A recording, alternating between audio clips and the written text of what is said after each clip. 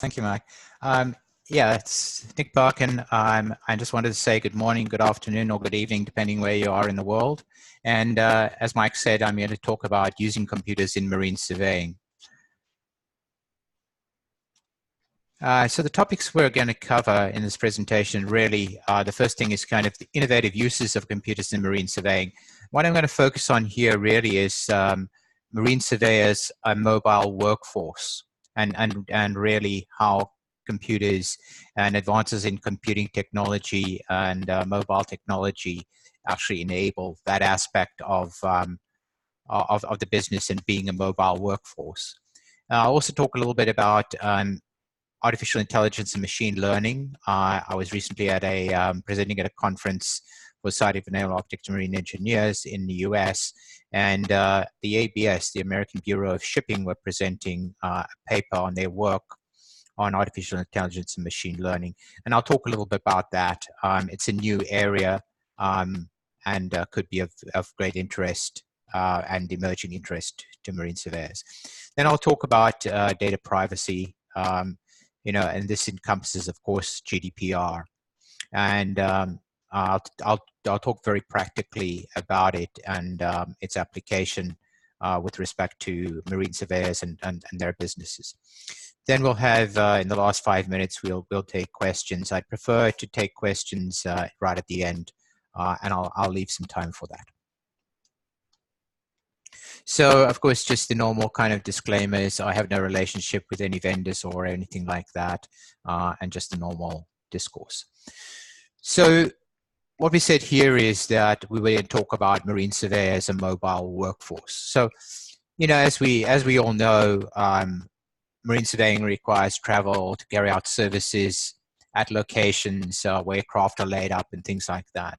And so it is a necessity that the marine surveyor must run his business, not mostly from a fixed location, but as a mobile operator. And of course, mobile computing is an emerging area which has a lot of technology that underpins that. And it comes from, as we know, it's driven by the modern mobile handsets, by tablets, and all of these kind of compute technologies. And really, it is related also, of course, to human-computer interaction, and it allows transmission of data, voice, and video. And as we know, the main principles of mobile computing include actual portability of devices, and we know that the footprint of devices and usability of devices has changed dramatically over the years to provide us that kind of portability. Connectivity, of course, this defines the quality of the service of the network connectivity and how efficiently we can connect from even very remote locations. Interactivity, how we connected to one another and how can we communicate through active transactions, not actively with people, but also with actively, transact, and access our data, as well as transact in terms of things like payments and other aspects which are key to our business. Social interactivity, well, that of course is part of mobile computing, but and again, not necessarily the focus of what we need to do in the business aspect, though of course we need to interact with our customers and be able to actively interact with them and keep them updated and communicate. Individuality, again, is different people like different devices which better cater for their needs. They have subtly different requirements and so on. So, we would also use potentially these mobile devices for a huge range of things, from taking photographs or video to enabling checklists to actual communication, etc., or even data capture. So I think that these are all the kind of facets of what we need to encompass. And again, the technology is changing so fast and so dramatically that the future is mobile computing. Smartphone and tablets are just elements of it, and we're going to see very new paradigms that are enabled, and we'll look at some of those technologies that are going to further drive those, drive this technology, and that's things like fifth generation mobile networks and mobile technology. So, and again, there are a lot of expectations today as in terms of what is the basics required, by our mobile device, and that will increase as we get more, better bandwidth and better speed of networks and things like that. Now, one of the fundamental technologies underpinning mobility is the fact that I can operate in many places, and I really have to have access, to my data and to everything that I would effectively have in the office. I need to be able to access from anywhere. So what has evolved, of course, is the aspect of cloud computing, which underpins the whole aspect of mobility. And effectively, cloud computing is such that out there somewhere, I have, all of the capabilities that I need, and I'm able to store my data and access my data, and do all the things that I would typically do in the office. I have access to all of those things when I'm actually at a remote location. However, cloud computing has scared a lot of people in the fact that it is not really the device that stores your data. You can't hold that in your hand. It's not a disk drive that is physically on your desktop. It is out there somewhere, and you connect to it, and you can retrieve your data, and you can store your data. But I guess there was always this aspect of, well, if I can't see it and I can't touch it, how can I really, trust it as a place to store my data, and to store really my kind of business assets. However, cloud computing has matured to a set of very reliable, secure technologies, and it cannot be denied that it's a key enabler of the mobile workforce. You can control using it, you can control all your business aspects from the work site. It uses the public internet to carry the traffic that interacts, or the data that interacts with the cloud. And it's actually less work for you. Services are provided by these cloud service providers. So for example, you don't need to concern yourself with things like backups. They secure your data for you. They back up your data for you, and they can provide many other services that actually are not things that you naturally would have time to do, and they can take care of that aspect. Also, you can run very, very different types of models. Most of them are pay for what you use. They're either subscription-based typically, or consumption-based. And so you can, and typically these services are low cost. And if you take into account what they do for you and the cost involved, it actually is very cost effective. So I think that one really has to just go out there, get the comfort factor, and embrace cloud computing. And again, as we said, this cloud computing improves your organizational agility because you can be anywhere and you can be in control. We spoke about cost reduction. Device and location independence, as we said, you can be anywhere and access it, provided that you have either some form of connection to the public internet. We said security, that's taken care of for you. And from a productivity point of view, your data and information is available anywhere at any time. So we'll look at some further aspects of cloud computing, but it is a key enabler, and we really have to embrace it in order to be effective as a mobile workforce and in our business. Now, in terms of the cloud platform layering, there are the different levels of that underpin the capabilities. So effectively, and there are some that are of more relative and to us, and the others are actually taken care of potentially by the provider. So from an application point of view, we have applications running on the cloud, be it email, be it say knowledge bases, and all those types of applications, and we'll look at them in a moment. But then those applications run on the platform. Okay, and the platform is really like akin to what our desktop computer would be, for example.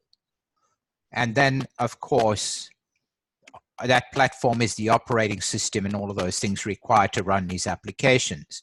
And then underlying that is the infrastructure, which is really the same thing as the computer hardware that we have.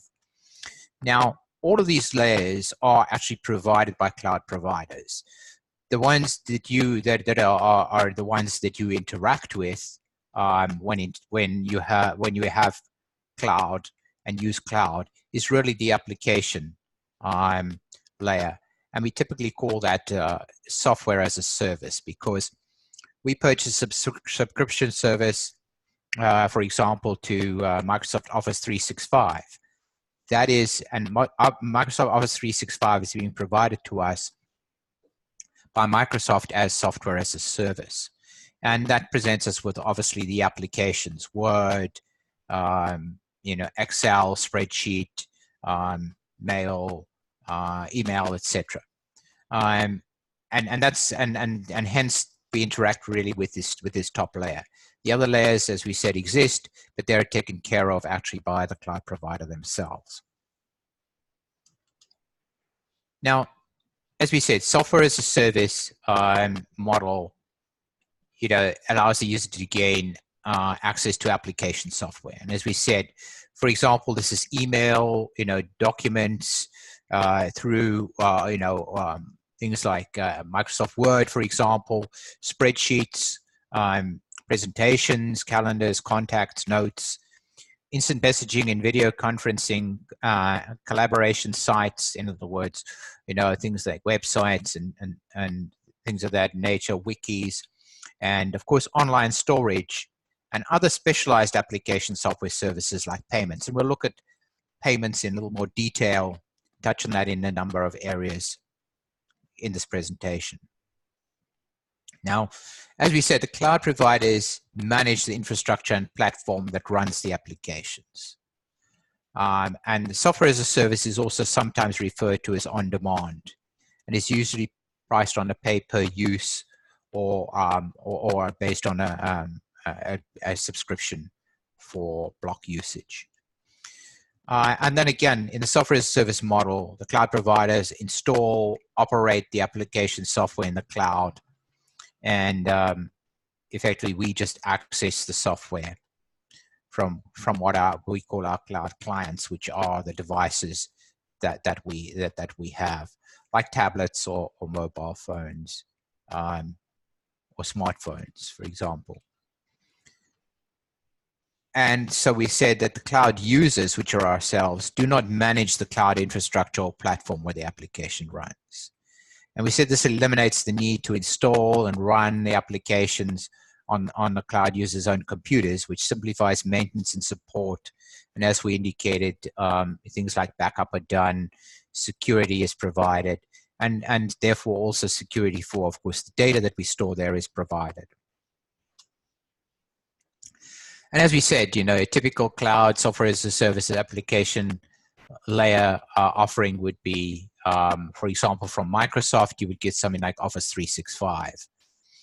And then, on the different application areas, there are the different specific applications. For example, we know that Excel is the Microsoft software for spreadsheets, so we would expect to see that provided to us, as a cloud offering, which we do.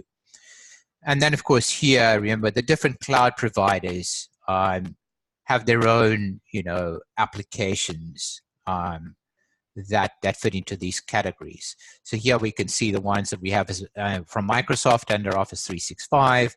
And then, of course, if we were to use the Google Cloud, we can see that, of course, we would have things like Gmail, which we may be familiar with, and then spreadsheet. Their spreadsheet is called Sheets, and again, there's different functionality across the different cloud providers. Of course, a lot of us right now would probably quite possibly be using Office 365, and again, for reasons that we would previously have had experience with all of these applications like Word, Excel, PowerPoint, etc. So this just gives you some idea of the fact that there's a lot of similar offerings across the different cloud providers, and we'll look at who the different cloud providers are in a subsequent slide.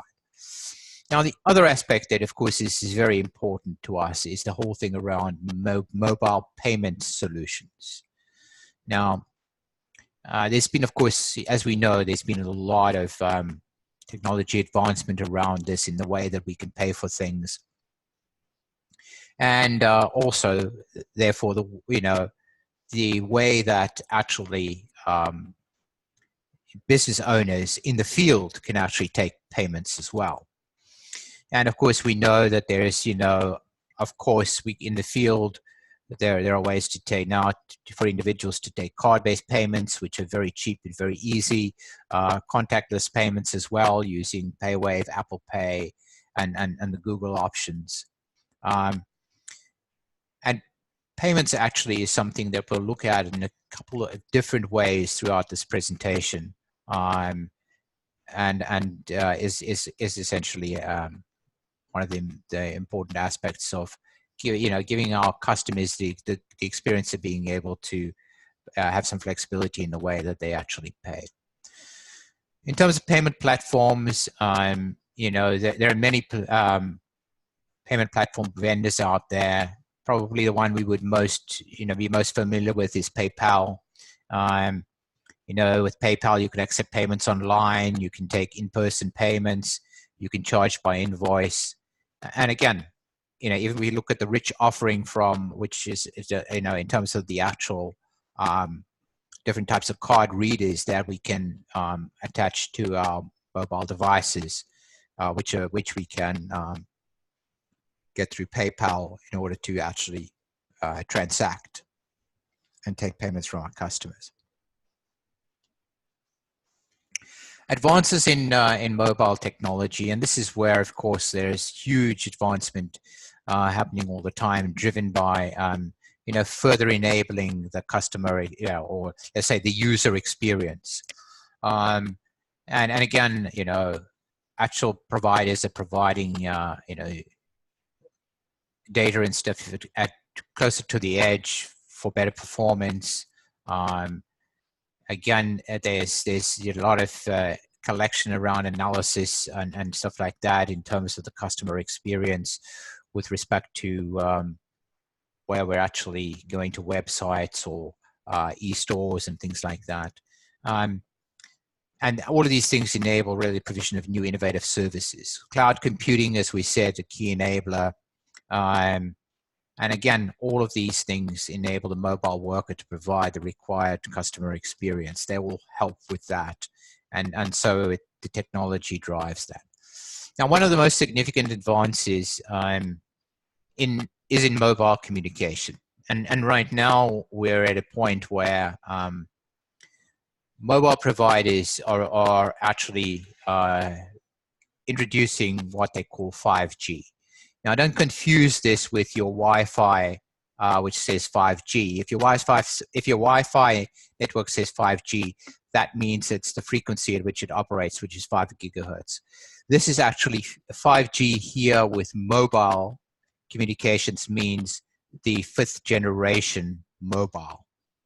And of course, mobile has gone through these iterations and is now launching 5G, which is 5th iteration. And it really is a game changer. It's a disruptive technology because with 5G technology, the actual speed that you can get from from actual data is as fast as what you would get in your home from your actual connection to ADSL or VDSL and even fiber. So it truly puts us in a position where, as you know, out in the field, we can get you know, really good performance in terms of data, and of course that performance in terms of data also enables, of course, you know, video, which runs on top of data, as well as some of the voice aspects. And again, the 5G is ultra low latency, and again, it's extremely high bandwidth. So at the moment, we're seeing here in New Zealand, we're seeing also that 5G is being used for the real-time telemetry for the New America's Cup yachts because of the very low latency of the transmissions. So again, that is sort of one of the edge areas where this is benefiting. What's happening right now is there's not a lot of 5G handsets available right now, or telephone devices, but watch that space, because this is, as I said, this will truly be something that will certainly have a significant enabler for marine surveyors and people who run businesses remotely. So again, 5G, as I said here, is projected to, but it actually delivers faster speed, shorter delays, and increased connectivity. Another area of really where we can enable marine surveyors is around knowledge management. And again, if we have a cloud-based infrastructure and we use knowledge management, then we are in a position where we can have a knowledge base in the cloud, and even when we're out there on the job site, we can have instant access to our knowledge base and the knowledge we need to retrieve while we're undertaking the work. And so we've, as we said here, that knowledge management really is an important aspect, and is well enabled by cloud, and of course the increased bandwidth of 5G and those aspects. Now, artificial intelligence and machine learning is a very new and interesting area that is emerging. And as I suggested at the outset of this, I was at a conference for the Society of Naval Architects and Marine Engineers, and the American Bureau of Shipping was actually presenting on some of the work that they had done.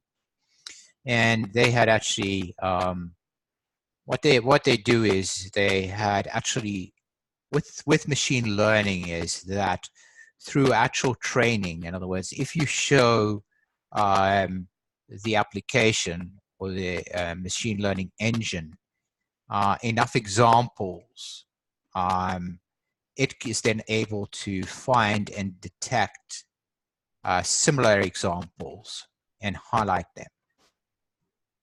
So one of the areas that machine learning is typically applied to, or has had a lot of benefit, is around you know, image recognition.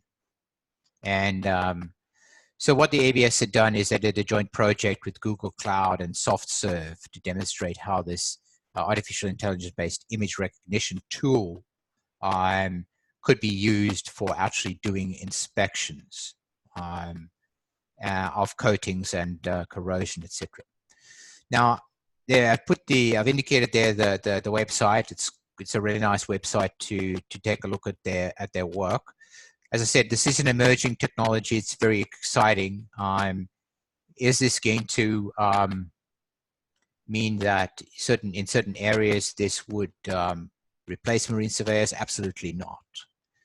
Again, like anything, this is a tool which would again enable marine surveyors to actually, through having you know, a lot of photographs or video imagery, to actually, you know, do, you know, process and inspect much faster, and also potentially highlight some areas that just based on sheer volumes may be easy to miss.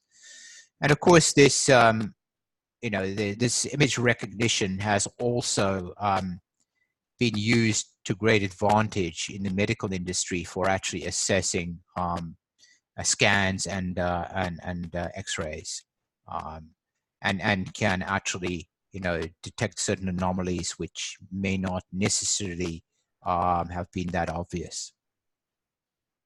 And then there's so basically the ABS has been doing work very related to inspection of large vessels and offshore structures. And there's also work being done by an Australian company around really AI and machine learning techniques and tools, which was really targeted more at the small marine surveyor and enabling small marine surveyors. As we said here, in terms of the value proposition of this artificial intelligence and machine learning, for inspections, AI-driven inspections for improved asset monitoring. So really, it drives a reduction in operating expenditure, and it's a key enabler, advancement of remote inspection, and of course will in itself drive innovation to new approaches to class and asset management strategies, and hence the interest of organizations like American Bureau of Shipping. And again, the benefits of these inspections on ships and offshore assets is really safety, because really you don't have to have necessarily people involved in actually obtaining the images, potential for accuracy and efficiency. And again, as we said, the visual inspection data is potentially gathered by drones, crawlers, and underwater vehicles, as we said, which can further reduce costs and safety risks. And then using this technology, the data can be assessed automatically to identify and segment defects such as coating failures, corrosion, and structural damage. So again, as I say, this is very new. This is very interesting. Watch this space. It is an enabler for marine surveyors, and a lot will be happening in the future. Right. Now here, just as we said, artificial intelligence, machine learning is an enabler. It does not reduce the value of someone like the marine surveyor. And so we need to make that very, very clear. And here is just some, there's a link there that underpins that kind of discussion. Now let me talk about something very important, which is General Data Protection Regulation, or GDPR. Now, as marine surveyors, we run businesses and we interact with customers. And in doing so, we need information about those customers and data about those customers. Okay. And so, of course, data protection and privacy is very important to us.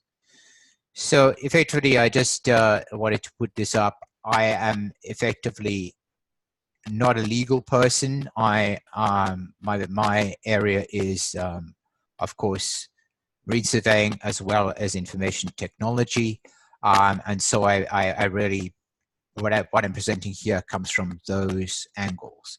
There is, of course, very much a legal angle to how you put your responsibility in protecting customers' data.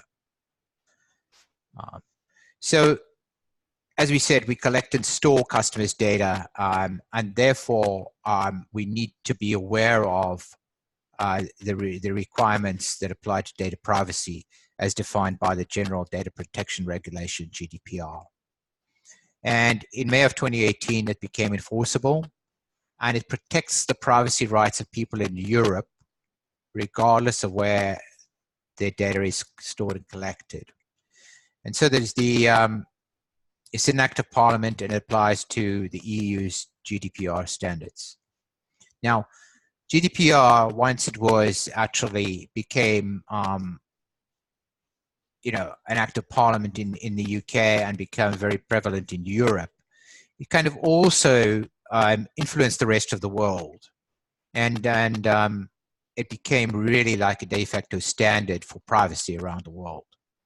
And so we will see that in any countries, a lot of aspects of now how you are expected to treat customers' data is aligned with the GDPR. Okay, and GDPR was aimed at giving individuals control over their personal data. And then, of course, the regulatory environment for that to be regulated. And it also requires that the controllers of personal data must put in place the appropriate technical and organizational measures to implement the data protection principles which are defined under GDPR. And business processes, whether they're manual or automated, that handle the data must be designed and built with consideration of the principles and provide the safeguards so that data is not available publicly without explicit informed consent. So again, as we said, it is giving the individuals control over their personal data, and this is something then that you have to allow them.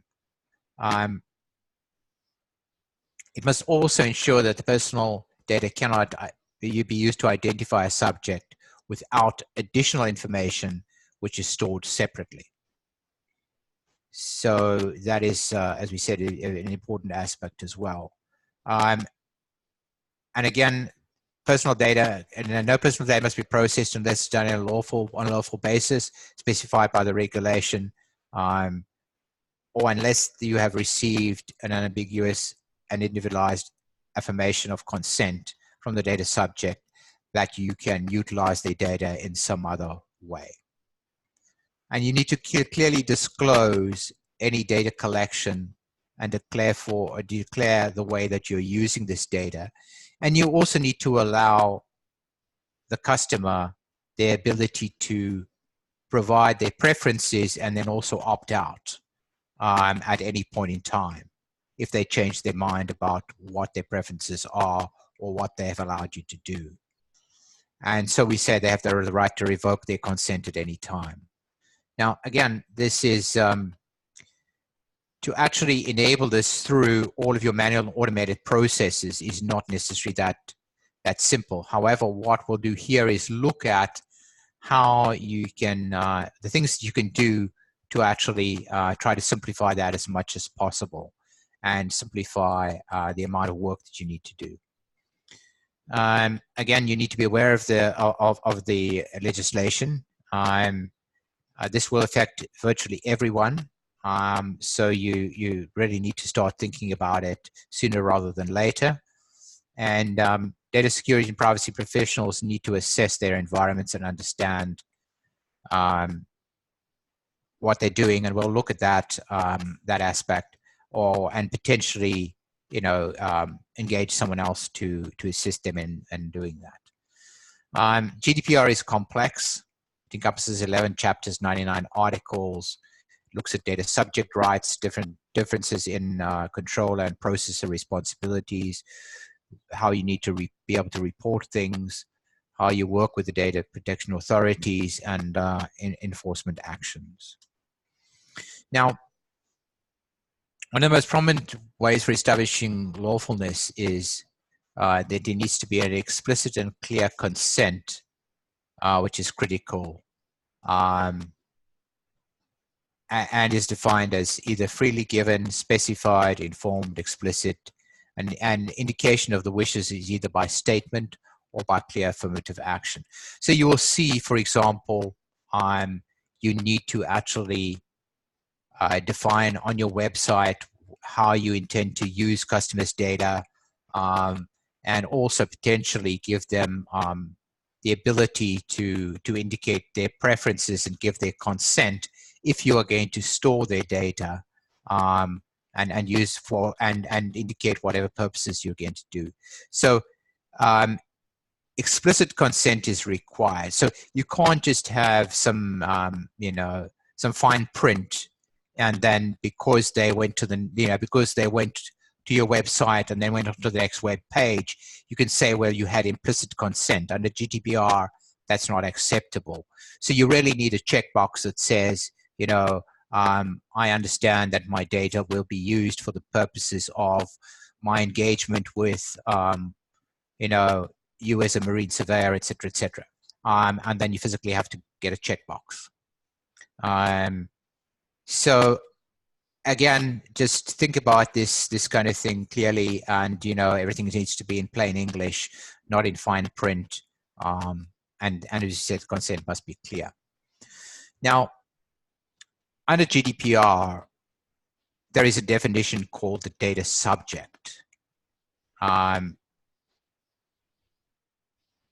And they are the person who you are interacting with, who can be directly or indirectly identified by third-party employing reasonably likely means.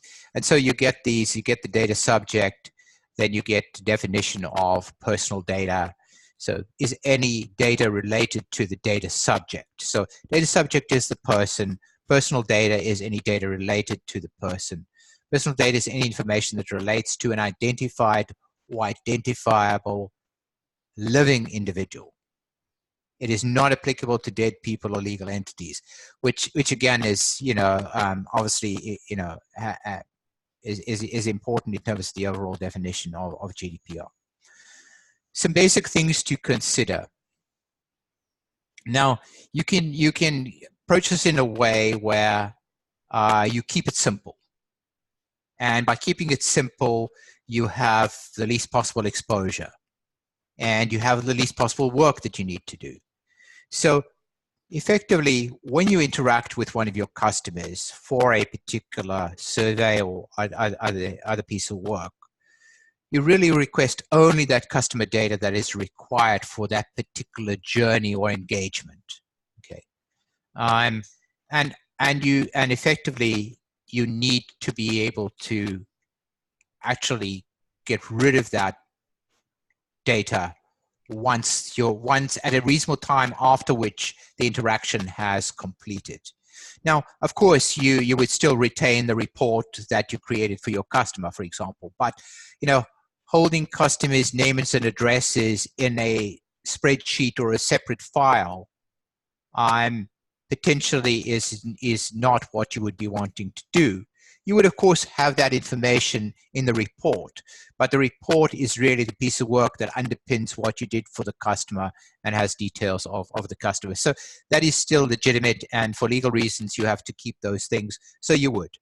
You need to have a clear data privacy policy, which needs to be on your website and needs to be clear in other documents that you use for the purposes of interacting. So you might have that as well at the end of in your documents, and also within potentially emails that you use for business purposes. You request explicit consent for data which you will persist and store. And again, you know, you should try to make the data that you're going to persist and store really centric around the report or really the artifact that you are creating as part of the work that you're doing. You need to ensure that the systems that you're using, computer or paper-based, are secure. Remember earlier we spoke about cloud. So also, you know, if you were using cloud, for example, you know, these cloud providers provide a lot more security than you could easily provide for your own systems. So again, using something like cloud can assist in this kind of an aspect.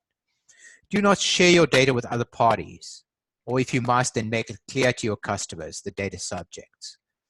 So again, this is not about, you know, taking the data and providing it to other parties or monetizing the data or something of that nature. You need to seriously consider encryption of data when it's moving. And so typically, you know, when we interact, say, for example, you're out in the field and you're interacting with the cloud provider, then yes, your data is encrypted as it moves across the internet. And that is actually automatically done for you, for example. And you also need to encrypt your data at rest. So where it's stored, you know, by the cloud provider, and you know, the cloud providers provide that capability of being able to encrypt your data, and they'll decrypt it as you read the data or require to use the data. But when it's actually at rest, in other words, when it's in the data store, it is actually in encrypted form. Carefully consider the use of cloud for storage, as we said, because you get a lot of these things as a byproduct. Define clear data retention policy, and do not retain data for longer duration than is necessary. And then you must remove and purge data when you no longer require it, and you need to define what your data purging is. So, if you had data in a spreadsheet for purposes of your interaction, then maybe 30 days after your interaction, then you would remove it. Do not store any credit card data or bank account related data. And again, here, I can't stress this enough. Just use a payment service. Don't say to the customer, oh, I can charge your credit card if you give me your credit card details. You might write those down somewhere. You might put them in the spreadsheet.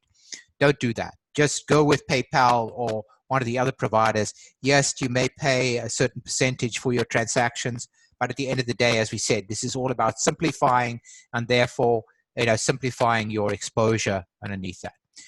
Privacy impact analysis. This is where you look at all of the processes and ways that you interact with your customers and determine, for example, what personal data you hold, where is it stored, the duration of storage, and areas of potentially non-compliance with the local laws and legislation.